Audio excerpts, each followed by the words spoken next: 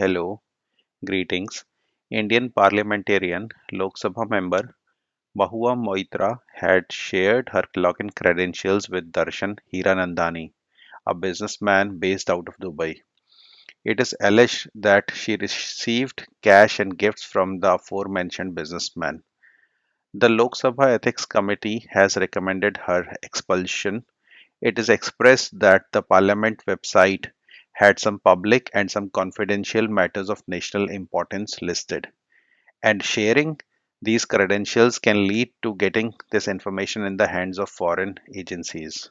Let's see how a proper usage of technology could have avoided the situation.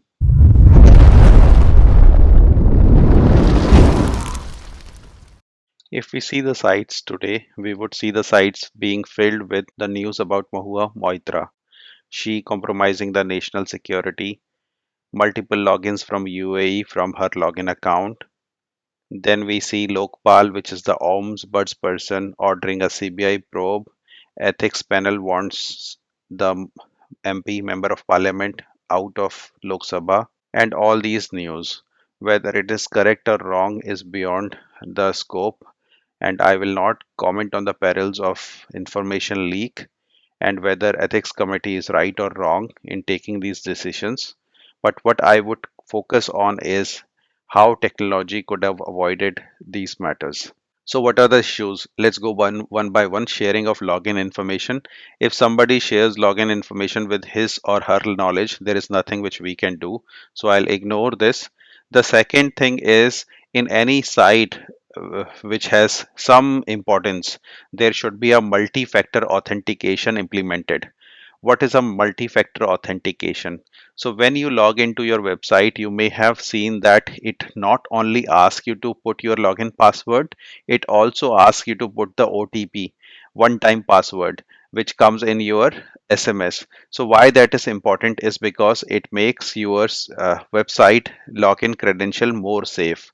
And multi-factor is two or more factors which can be used. The prime factors which are used in a multi-factor authenticated site is something which you know, which is also called knowledge. This knowledge could be your password or your PIN which you remember, something you possess. So what you possess, your phone is what you possess, and your SIM card is what you possess. So based on that SIM card, you get a SMS. So this is two factor. If you are using knowledge and possession, you use your OTP and you use your password. That means you are using two factors of a multi-factor. Other things which you possess could be a hardware token, RSA token, some kind of a smart card. The third thing is something which you inherit. So what you inherit is your traits, your physical traits. For example, retina scans. So some secure labs allow you to go inside only post your retinal eye scanning. Facial recognition. So for example, in Apple phone, the face recognition allows you to log inside. Fingerprints. Android phones mostly have this fingerprinting feature. So these are the three things which are predominantly used in a multi-factor authentication. This site, as is claimed in the news, was already having a two-factor authentication in place. It had a password and it had the OTP also, making this site more secure. So there is no complaint about this area also. So the first area, the second area, the first area is based on the person's ethics. The second area is based on the website implementation with respect to MFA, which was also there. Two-factor authentication was there.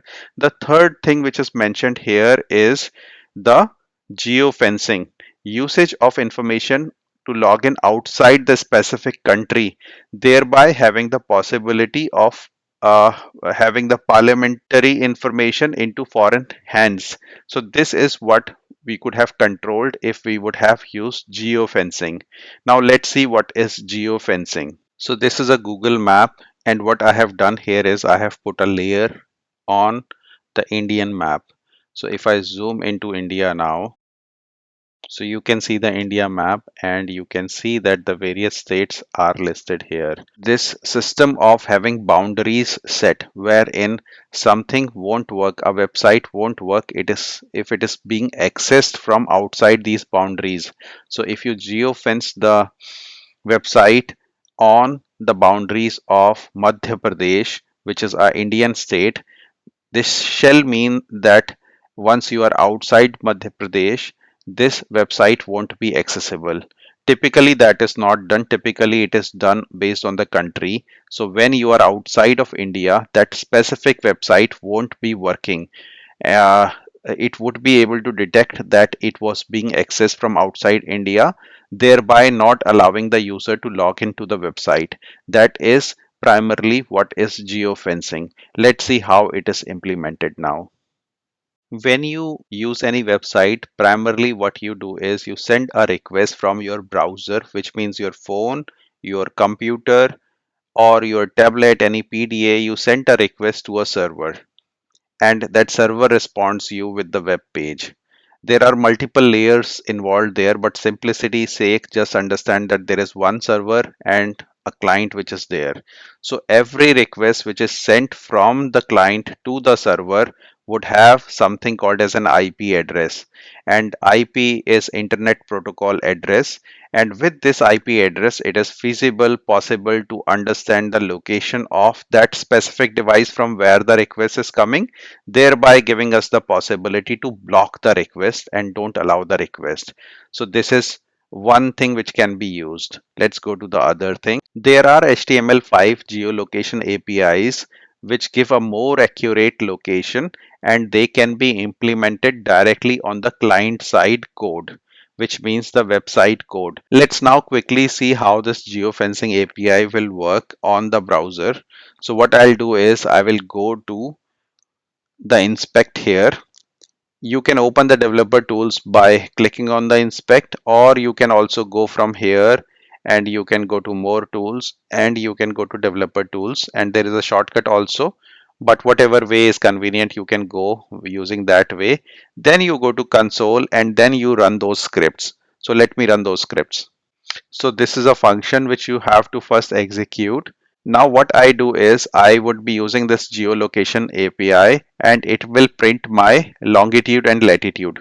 But I am writing only latitude here. If you replace this by longitude, you will get a longitude here. I don't want to share my exact location, because if I share the exact location, anybody would be able to know where exactly I reside. So location access has been denied. I had denied it earlier. Let me enable the location access. I did this now. And if I do this now, I see that my location. So if you have the latitude and longitude, you can put that information in Google Maps and go to the specific location. Let me demo. The next thing is the CDN, which is the content delivery network. So what happens is when you access a site from some location, it is not fetched directly from the server where it is hosted. It is hosted from something called as a CDN, content delivery network. And what content delivery network does is optimizes the delivery of your website content by distributing copies of your files into multiple servers around the world. So if you are, let's say, in America, if you fetch the site from India where it is hosted, it may be slow because of the network latency. It shall definitely will be slow. So what is being done is a local copy is placed here in a CDN, and the local copy is fetched for you to access the site from America. So that is typically the job of CDN. CDN also provides a lot of security features like distributed denial of service, DDoS protection, and it also gives the feasibility of using geofencing, which means it can also prohibit the user from accessing the Indian website from outside India. So this could be another approach. The third thing is proxy detection and blocking. So people may use proxy, which are the servers which are available in India, thereby they can morph their location and identify themselves as somebody who is residing in India.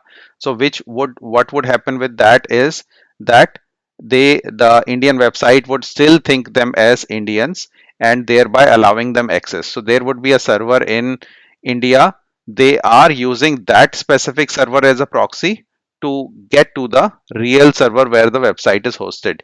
So thereby making proxy detection and blocking is also very important. So these proxies are regularly identified and they are blocked. Any access requests coming from those proxies are blocked. This is another thing which shall be used. In isolation, all these things which I described are not enough. We have to have the implementation of all these things to make our website much more secure, because we want to have defense in depth, which means that every layer should have whatever security which is possible at every layer.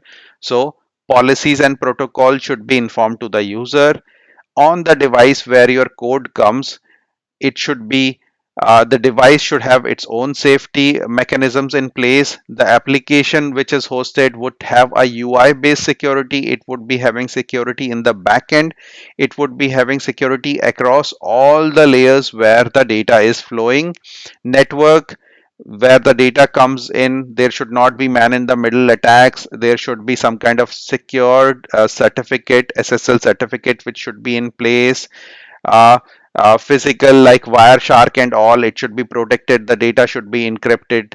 Data in rest and data in transit should be secured. The backend should have its own security mechanisms.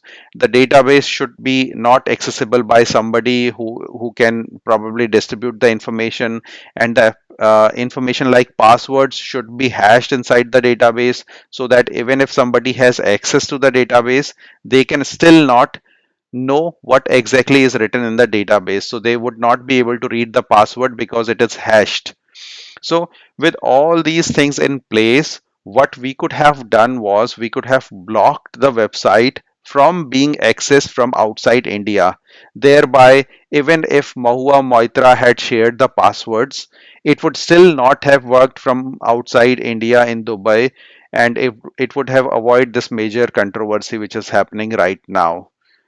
So just wanted to share my thoughts on it. Thank you very much.